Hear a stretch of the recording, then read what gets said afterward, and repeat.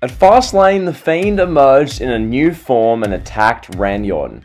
With that, Bray Wyatt's alter ego had officially transformed from a sinister, creepy Fiend to a sinister, creepy Kentucky Fried Fiend. Simply crazy. In this video, I'm going to present you the transformation of the Fiend Bray Wyatt, but more specifically, the transformation of Bray Wyatt himself. The man behind the burned, disfigured mask, well, supposedly. How does someone go from a random tag team act with his brother in FCW to a member of the Nexus to the leader of a deranged cult to the operator of a funhouse to this and finally to this? I present to you, let him in, the transformation of the Fiend. Wyndham Rotunda, born May 23rd, 1987, was born to be a pro wrestler, with his grandfather Blackjack Mulligan and father Mike Rotunda, better known as IRS, having storied careers in the business before him. It was meant to be. With that considered, let's fast forward to 2009, Florida Championship Wrestling, FCW. Here we see Rotunda alongside his brother way back in the day. It's honestly crazy to see. Then he became Husky Harris, the army tank with a Ferrari engine that had to live up to the giant shadow of his family's previous generations. Ironically, WWE took that and gave Husky Harris Cody Rhodes as his NXT Season 2 pro. Much like his pro, Husky Harris had a giant shadow to fight his way out of.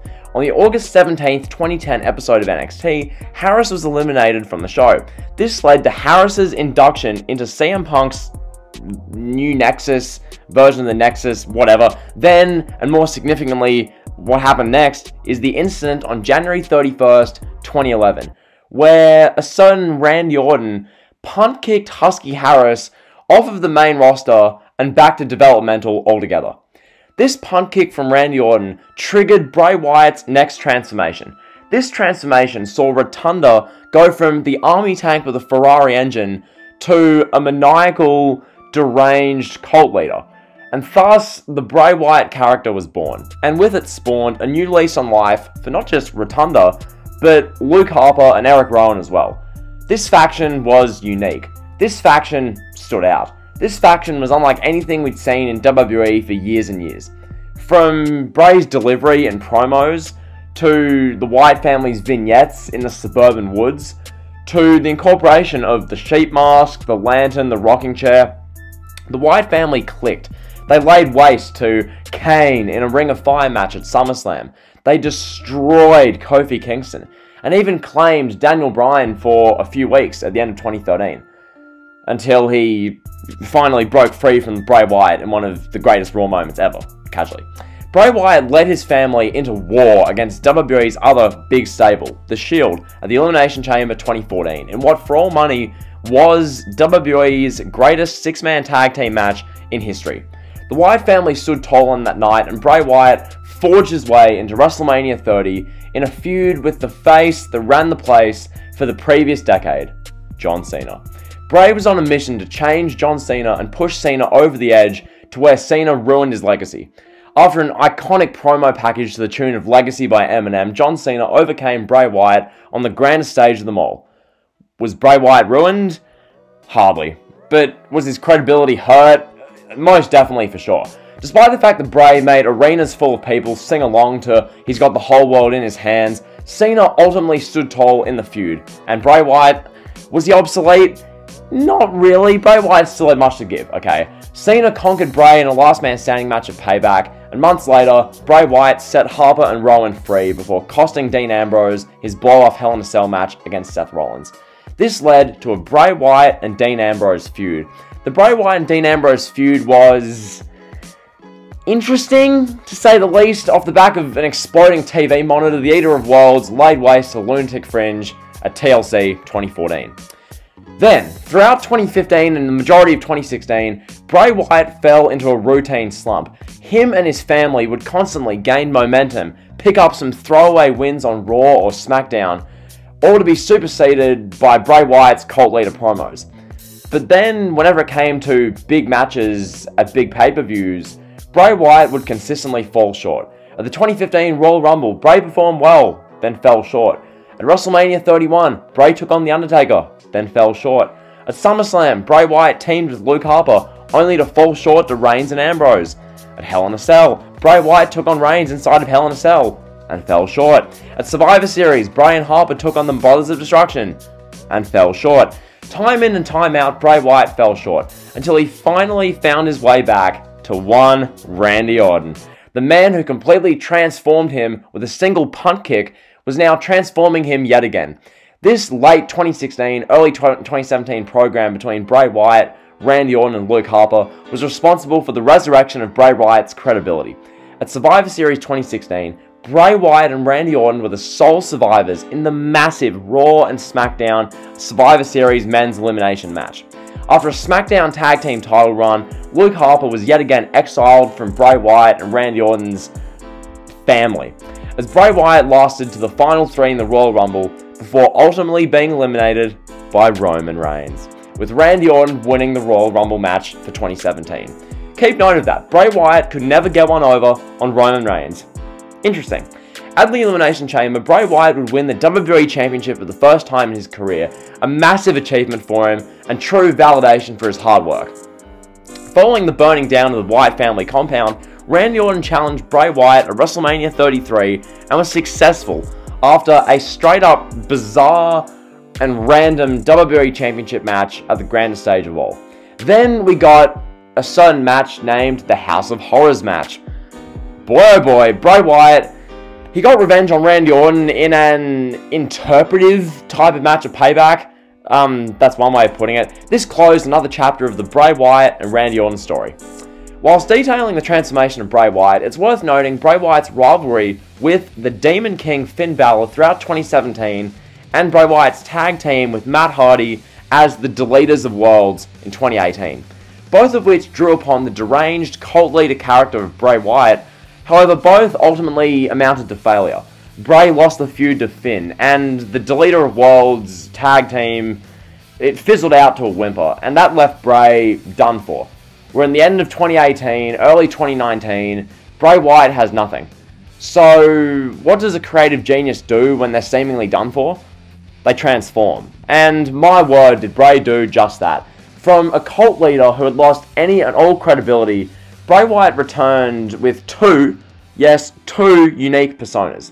The first of which was a Mr. Rogers-inspired, fun-loving, happy-go-lucky version of Bray Wyatt.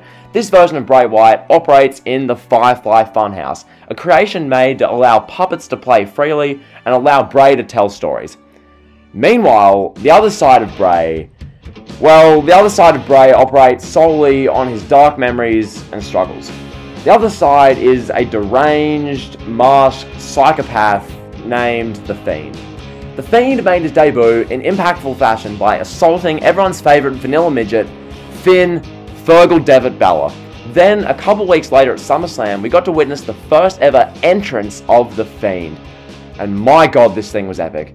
The theme song, the lantern, the attire, the destruction of Finn Balor, simply amazing.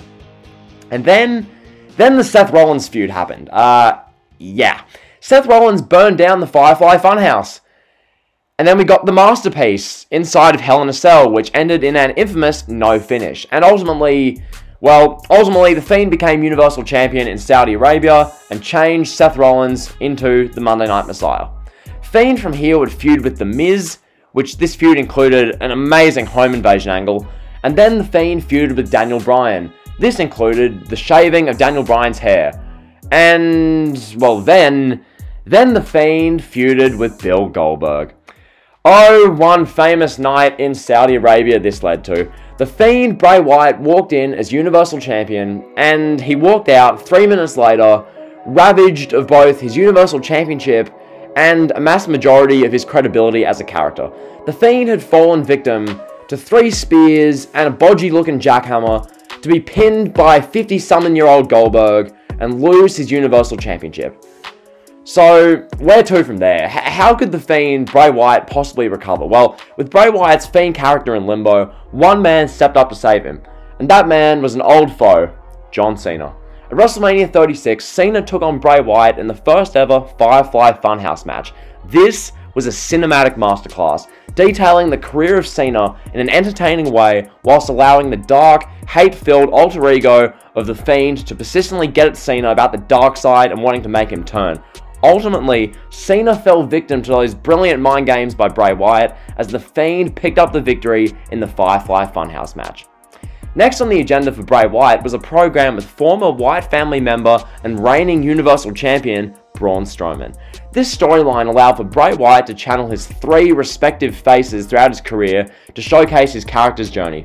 At Money in the Bank, we saw the old school Wyatt family cult leader Bray Wyatt step up and challenge Braun, only to be unsuccessful. At Extreme Rules, we saw Mr. Rogers, Funhouse persona of Bray, take on Braun in a swamp fight. This match gave us the respawning of The Fiend and Alexa Bliss appearing as Sister Abigail. Then on the road to SummerSlam, The Fiend and Alexa Bliss began interacting, a pivotal point in both the career of Bray Wyatt and the transformation of The Fiend. The Fiend essentially seduced Alexa Bliss and turned her from Nikki Cross's fun-loving tag team partner to a twisted, evil-spirited version of herself. At SummerSlam, The Fiend successfully defeated Braun Strowman to become Universal Champion. This marked Bray Wyatt's second world title win as The Fiend and Bray's third world title win overall in his career. However, immediately after this, Roman Reigns would make his shocking return to WWE after 5 months on the sidelines, assaulting The Fiend and laying him out entirely. A mere week later, at Payback, Roman Reigns reclaimed the Universal Championship, getting yet another one over on Bray Wyatt. Then, one thing that's worth mentioning, that moment where Alexa Bliss stormed off before Roman Reigns' entrance on SmackDown, that alluded to a potential Reigns and Fiend feud down the line? Potentially? However, it wasn't meant to be for the time being, as The Fiend and Alexa Bliss were moved to Monday Night Raw.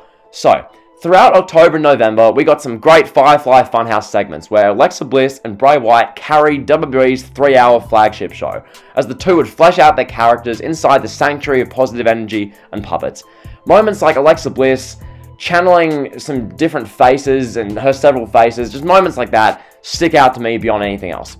And that leads us right back to Randy Orton all over again. All roads lead to Randy Orton. The Fiend, he was looking to alleviate and avenge all the pain caused to him by Randy Orton in years gone by. Randy Orton was merely looking to exterminate The Fiend from existence altogether.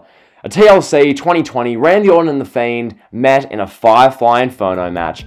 Here we witnessed the moment that changed The Fiend forever. Randy Orton laid out The Fiend in the middle of the ring. Randy Orton then went to ringside, grabbed a jerry can filled with gasoline, and a match. Randy Orton decanted the gasoline onto The Fiend's lifeless body before lighting the match and setting The Fiend on fire. The Fiend burned graphically in the middle of the ring to close out TLC 2020.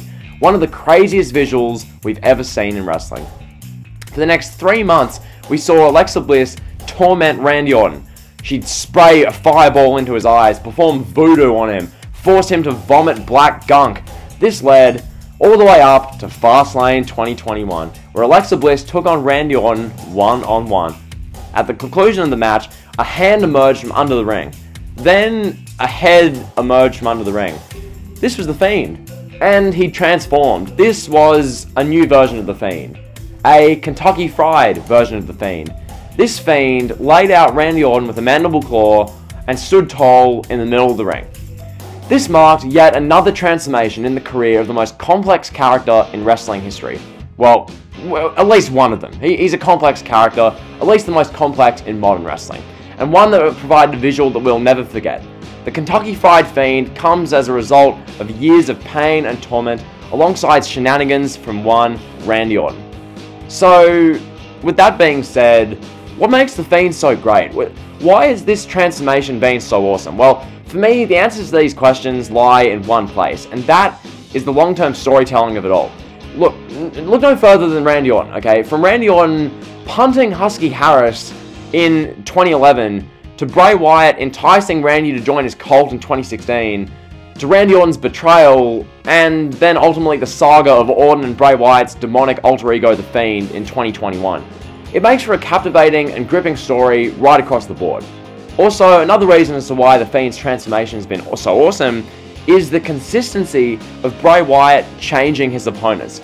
Aside from Roman Reigns and Goldberg, the power of the Fiend has managed to change Daniel Bryan, it's changed Seth Rollins, it's changed Finn Balor, Braun Strowman, John Cena, and more. This character leaves his opponents changed afterwards, something that legitimately no one else in WWE can even remotely lay claim to. Alongside all of that, the Fiend's antics are unique, they're different. Granted, he's by no means wrestling's first dark character, but he has certainly brought a whole nother level to level and dimension to the dark character in wrestling. The juxtaposition of the funhouse, happy-go-lucky Mr. Rogers Bray Wyatt compared to the horror movie-esque monster that is the Fiend persona. It truly does stand out and make Bray Wyatt special. Plus, every time the Fiend does something, it's a talking point. It's a reason to care. The main reason for this is that every time Bray Wyatt's involved in a segment or match, there's a character-driven motive behind it.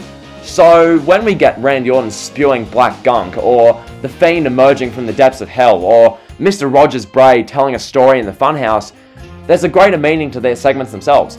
So, that being said, going forward, will the Fiend ever change Roman Reigns?